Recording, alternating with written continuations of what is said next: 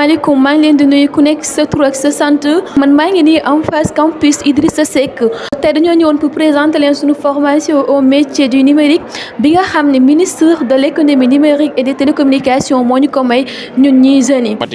donc ci loolu également la ñu initier genre projet yi mais aussi xam ngeen ni fan yële en conseil des ministres président de la république demande woon na gouvernement bi mu gën a baral loxoom ci li jëm ci li renforcer encadrement jeunes yi. mooy lépp lu jëm ci mbiru jeunes yi muy éducation seen formation seen encadrement mais également li jëm ci seen mbiru entrepreneuriat ñu baral ci suñu loxo donc président de la république waxoon ni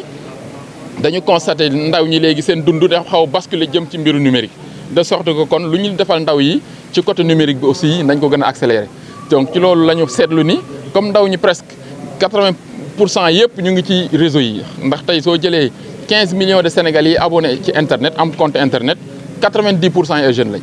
donc loolu soo ko gisee da ngay xam ni kon jeunes yi foofu ci internet bi lañ nekk seen présence ci plateforme yi rek mooy ci réseau yi ngay xam ni kon jeunes yi ñoo ngi fa. donc te kon foofu la ñu war a fekk proposer leen li nga xam ni mën na nekk njeexital ci ñoom mën na leen dimbali ci seen dund te li ciy war a njëkk mooy formation nit bala ngay def dara da nga koy xam donc ci loolu lañ xalaatoon. donc tey lancé benn programme de formation de renforcement de capacité donc des jeunes ñu lancé ko nag commencé ko Thiès bi ñu defee plateforme bi lancé ko amoon nañu ay ñaari junniy jeunes yu inscrire mais dañ leen woon ni 500 mais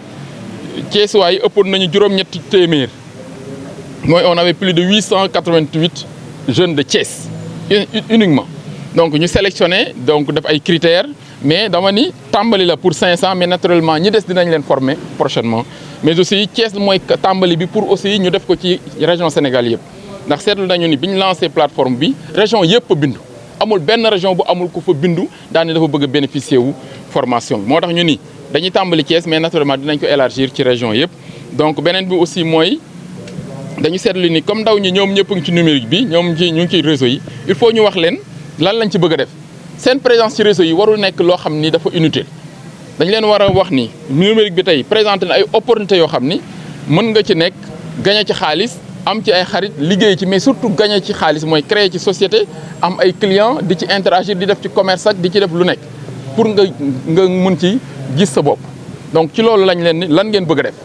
ñenn ñi wax community manager ñenn ñi wax cybersécurité ñenn ñi wax infographie ñenn ñi wax même audiovisuel nga xam ne dafa lié ak seen métier kon formation yi ñu ci war a def bëri na. Mon nom c'est Cheikh Ahmadou Bamba Fall, je suis conseiller technique en charge de la cybersécurité du ministre Yankhoba Diattara, ministre de l'économie numérique et des télécommunications. Tout d'abord, je remercie tout le ministère de l'économie numérique de par son ministre Yankhoba Diattara qui a eu à nous instruire à initier cette formation à l'endroit des jeunes pour les métiers du numérique. Comme vous le savez, l'informatique aujourd'hui a connu une impulsion extraordinaire à travers le monde et il y a de nouveaux métiers qui sont là, qui peuvent aider nos jeunes. Ça va en droite ligne avec les instructions du président de la République, dont sa préoccupation majeure, c'est de voir comment faire pour trouver de l'emploi à l'ensemble des jeunes. Quand on parle d'emploi, il faut d'abord la formation. Et aujourd'hui, le numérique fait partie de ces secteurs qui a plus de potentiel, d'abord de donner de la formation à ces jeunes-là et après de leur permettre d'avoir de l'emploi ou de l'auto-emploi. Et ça fait partie des orientations du ministère de l'économie numérique et le ministre Yankhoba Diattara nous a instruit de faire ce type de formation-là à l'étendue du territoire, les 14 régions. Aujourd'hui, on démarre à Thiès, où il y a 500 jeunes qui vont être formés dans les métiers du numérique, community manager, infographie, web designer, cybersécurité. Rien que la cybersécurité, c'est important parce qu'on va les sensibiliser, on va leur expliquer c'est quoi la cybersécurité qui depuis très longtemps a été, si je peux le dire, un peu caché de ces jeunes-là. On entend cybersécurité, on ne sait pas exactement c'est quoi. Aujourd'hui, on va les sensibiliser, les apprendre quelques astuces, leur montrer l'importance que cette cybersécurité a là. Et après, ça va nous permettre de créer une communauté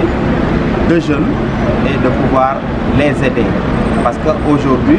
au niveau du ministère, on aura la possibilité de les aider. On a la loi sur les startups. On a cette cagnotte que le chef de l'État, son excellence M. Macky Sall, a eu à mettre à notre disposition, à la disposition du ministère de l'économie numérique et des télécommunications, qui est logé à la DER et qui est uniquement destiné aux jeunes créateurs d'emplois, aux startups. Nana Modou Diakité, donc nekk bokk ci coordonnateur formation des 500 jeunes de métiers digital. Bon, le contenu de la formation, c'est la maîtrise avant tout des outils du numérique, en fait, des outils basiques du numérique, donc répartis sur 5 modules, à savoir cybersécurité, community management, référence digital, infographie et audiovisuel. Donc parce que là, l'objectif visé, c'est en quelque sorte une sorte d'auto-emploi des jeunes, quoi. Donc là, on veut susciter l'auto-emploi des jeunes et l'entrepreneuriat. Donc l'emploi et l'employabilité en quelque sorte des jeunes, quoi. Donc, ok. Formation bi moom ku ci pare par exemple comme community management. Community manager mooy koo xamante ni moom dans toutes les structures mën na fa liggéey par exemple, que ça soit service état, service public comme service privé. Donc moo xam entreprise privée comme entreprise publique wala les OCB ou bien ONG mën na liggéey fu ne. Parce que tey jii nañoo nekk ci benn monde boo xamante ni réseaux sociaux daanaka foofu la ñëpp di daje léegi chaque jour du matin au soir H24 mooy le seul espace place publique bi nga xamante ni du fay mukk day daw H24 24 heures sur 24 7 jours sur 7. Donc te tey jii entreprise yi moo xam état la mu bëgg a jàllale ay information wala sensibilisation, moo xam entreprise bëgg a jaay ay produits moo xam ONG peut-être bu bëgg a sensibiliser wala recherche de fonds, il lui faut une présence sur les réseaux sociaux. Donc par exemple tey community manager boobu kooku tey mën na liggéey fu ne ngir dimbali ONG yi dimbali kii public yi comme aussi les privés. Donc déjà loolu ci community manager la, mais aussi infographe bi moom tamit infographe la même chose parce que tey jii les supports de communication là dafa laaj benn genre technicité. C'est pas que da ngay jug nii rek bëgg nga ko rek nga mën ni dafa am lu bëri lu mu laaj te tey entreprise yooyu ma wax secteur public yooyu ma wax privé yi ñoom tamit information yi jaarale dañ koy jàll à travers des supports de communication comme ay flyers comme ngatos yi nga xam te ni moom la formateur yi sol ak apprenants yi ak les banderoles des bâches, en tout cas tout ce qui est communication boo xamante ni ci papier lay doon wala ci wala audiovisuel. Donc boo xoolee ba ci biir daanaka dañ leen former ci loo xamante ni kenn ku ci nekk boo génnee dinañ la soxla fenn. Donc loolu moo waral ñu dajale 5